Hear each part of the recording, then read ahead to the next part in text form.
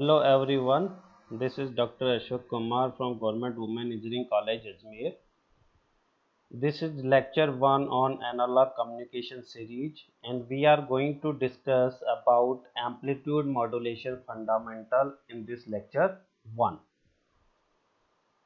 The following contents will be addressed during this lecture 1. First, we need to understand the basic concept or fundamentals of amplitude modulation. Then the parameter related to the amplitude modulation, in which we are going to discuss about modulation index. Then after, how we can calculate the modulation index in percentage, then how we can represent the amplitude modulated wave in a time domain representation. Then we are going to discuss about sidebands exist in a AM wave and their frequency domain representation, through which we are calculating the bandwidth of the AM modulation. Then how we can represent the frequency domain representation of the AM wave along with the time domain representation. Then we are taking one example how we can understand the parameter related to the modulation. The following reference books are considered to prepare the content of this lecture. As we have discussed in the electronic communication system series, in which we have discussed why the modulation is required, what is the need of modulation, and we are saying that for the transmission of the voice signal for the long distance communication, the modulation is required, and in that case some parameter we have discussed. And the modulation can be categorized mainly in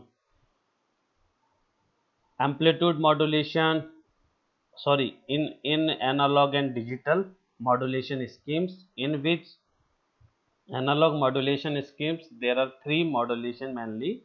First is the amplitude modulation, then after angle modulation again categorized in frequency modulation and phase modulation. And another part is the digital modulation techniques, in which we are going to discuss about amplitude shift key, phase shift key, quadrature phase shift key, amplitude shift key, and this some kind of digital modulation techniques we will discuss in the subsequent lecture of this series. And here we are going to discuss about amplitude modulation. And as we have discussed that the baseband information signal, here you can see this is the in modulating signal, or we can say it is a baseband information signal. And its amplitude vary according to carrier frequency amplitude. Here you can see this is the unmodulated carrier frequency, and this is the modulating frequency, modulating signal, and this is the unmodulated carrier. In that case you can see the amplitude is changing according to the modulating signal. So we can say in a amplitude modulation, modulating signal amplitude vary the amplitude of high frequency carrier signal. Here you can see. And so we can simply say the modulating signal vary the amplitude of high frequency carrier signal. Here you can see, but the frequency carrier frequency remains unchanged in a amplitude modulation. So this is the basic definition of amplitude modulation.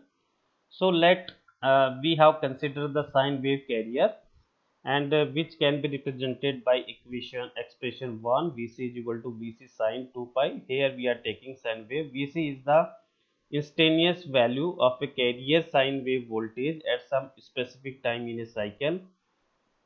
Capital Vc is the peak value of the constant unmodulated carrier. Here you can see this is the unmodulated carrier and this is the modulated carrier. Here you can see this is the peak value of, and Vm is the peak value of modulating signal. So we are considering this, and we have defined the equation for sine wave modulating signal, and which is equal to Vm, V capital of M sine 2 pi fmt, where Fc and Fm are the frequency of carrier sine wave and modulating signal respectively. Here you can see in AM it is important that it is important that the peak value of modulating signal be less than the peak value of the carrier. Mathematically, we can represent for the proper AM modulation, this condition should be satisfied. V of M less than Vc. If this condition is not satisfied, I mean Vm greater than Vc, in that case distortion will occur. This is the important that we will discuss later also. So we can say the instantaneous value of either the top or bottom voltage envelope V1 can be computed by using the equation. Here you can see from this, either this positive or either this negative below the zero line or timeline, then we can calculate this is the peak amplitude of modulating signal, and this is the Vc. So we can say the envelope signal V1 we can represent, which is equal to Vc plus Vm. Vm is the instantaneous modulating signal, and from the equation 2 we can consider this value. So we can represent Vc plus Vm sine 2 pi fmt.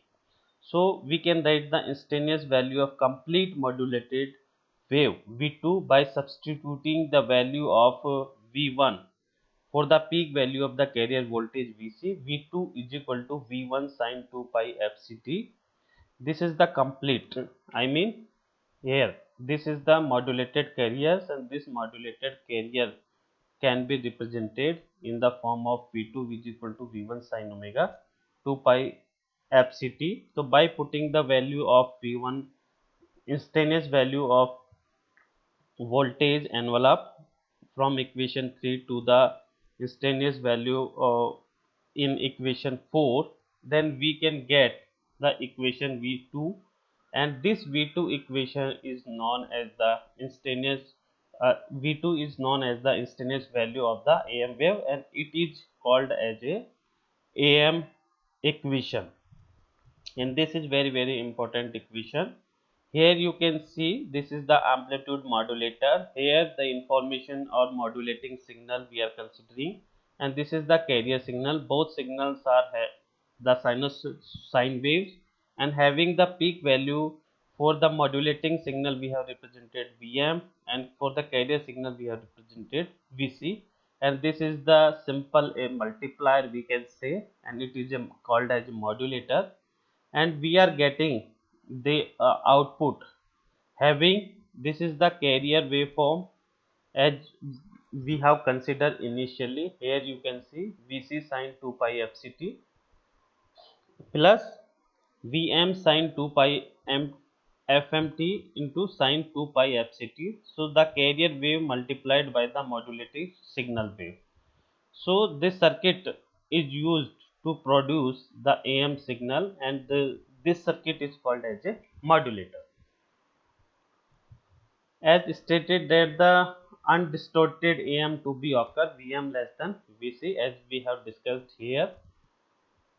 Therefore, the ratio of amplitude of the modulating signal and amplitude of the carrier signal is known as the modulation index, and with this ratio can be calculated by using expression 6, which is M equal to Vm upon Vc. If we have multiplied equation 6 by 100, then this equation 6 gives the percentage of modulation.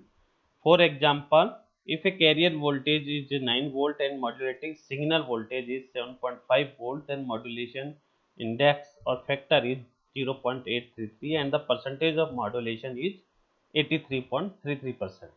So we can say that for the condition that satisfy the AM modulation, in which the modulation index lies between 0 to 1, if Vm greater than Vc, it means m greater than 1 from the equation 6 you will get, then the distortion of occurs in a modulated waveform, and this condition is known as the overmodulation.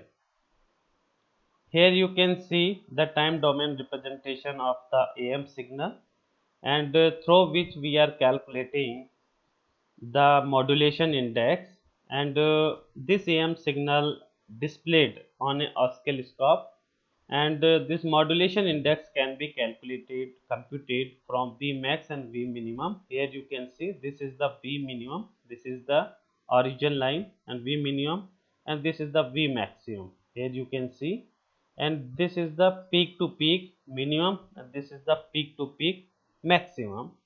So the peak value of the modulated signal Vm is one half the difference of the peak and trough values. So Vm can be calculated, and Vm is equal to Vmax minus V minimum upon 2. Here you can see a Vmax minus V minimum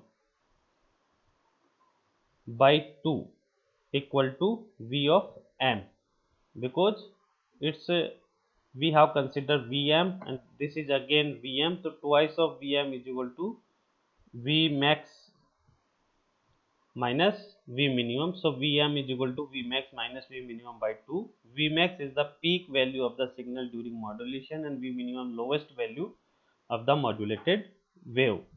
The V max is one half of the peak to peak value of the AM signal, which can be represented V maximum PP by 2, and it means peak to peak value. Similarly, we can calculate the carrier signal voltage, and this carrier signal voltage is the average of Vmax and V minimum. Here you can see by the expression 8, and as we have discussed that the modulation index is the ratio of Vm upon Vc. In that case, we can directly calculate by dividing equation 7 by equation 8. Then the modulation index M is equal to Vmax minus V minimum upon Vmax plus V minimum. So this is the important expression through which we can calculate the modulation index when we are observing the waveforms on the oscilloscope. Then further we are going to discuss about sidebands and the frequency domain when only a single frequency sine wave modulating. Here we are discussing about first only we are taking the first single sine frequency wave, and then after the modulation generate the two sidebands, and these two sidebands are the upper sideband and lower sideband we can say, and the upper sideband frequency is equal to the Fc plus Fm, and lower sideband frequency Fc minus Fm, where Fc is the carrier frequency and Fm is the modulating frequency. So we can easily calculate or demonstrate the sidebands mathematically. This is the AM equation that we have discussed previously, and by using the trigonometric identity sin A sin B is equal to cos A minus B by 2 minus cos A plus B by 2. So this is the important trigonometric identity. We are applying this trigonometry identity in the expression 10. Then after we are getting the equation AM modulated wave, which is having the three component. First is the carrier, second component is the lower sideband, and third component we can say it's a upper sideband component, and these are the frequency spectrum. Fc minus Fm is the lower sideband, and Fc plus Fm is the upper sideband. Here you can see the AM wave in the algebraic sum of the carrier and upper and lower sidebands wave. Here this is the modulating signal, and this for A is the lower sideband. This is the carrier signal that we have considered, and this is the upper sideband. These are the instantaneous amplitude, and we have generated the composite AM signal, as you can see in this equation 11. Then we are getting this type of composite signal by using this expression. So this waveforms, and this is very important to understand the frequency domain representation of the AM modulated wave. So the total bandwidth is simply the difference between the upper and lower sideband. So bandwidth is equal to, here you can see this is the total bandwidth, and this bandwidth can be calculated is the difference of upper frequency of upper sideband minus frequency of lower sideband. And when we are putting the value of upper sideband frequency Fc plus Fm and Fc minus Fm, then you are getting that the bandwidth is equal to twice of Fm. Here you can see in the expression of 12. So we can say that the bandwidth of the AM modulated wave is depends on the modulating frequency. It does not depend on the carrier frequency. Here you can see we are taking one example to understand the bandwidth. Here the carrier frequency is 2.8 megahertz given, or we can say 28 not kilohertz given, and this is the the modulating frequency is 3 kilohertz is given. In that case we can calculate the bandwidth from this figure, and this is equal to 6 kilohertz. If we are calculating from the equation 12, then we can get 6 kilohertz frequency, and this is the voice modulator AM signal representation. And here you can see this is the very important relationship between the time and frequency domain. So here we have discussed about the time domain representation as well as frequency domain representation. Here you can see this is the time domain representation, this is the frequency domain representation, and we have represent it through the combined representation. Here you can see this is the modulating, as we have discussed, is the intelligent signal, and this is the lower sideband Fc minus Fm. This is the carrier frequency signal, and this is the upper sideband Fc plus Fm signal. Here you can see. So here we have represented this is the peak amplitude of the sine wave, this is the peak amplitude of the carrier frequency of carrier, and this is the peak amplitude of the sine wave. uh, as you can see this is the frequency domain representation of the AM wave, and here you can see this is the time domain representation, and this time domain representation follow the amplitude of the modulating signal. Here you can see this is the modulating signal, and it's follow the proper path, and through which we can calculate the relationship between the time and frequency domain. So this analysis is important in the case of AM modulated wave.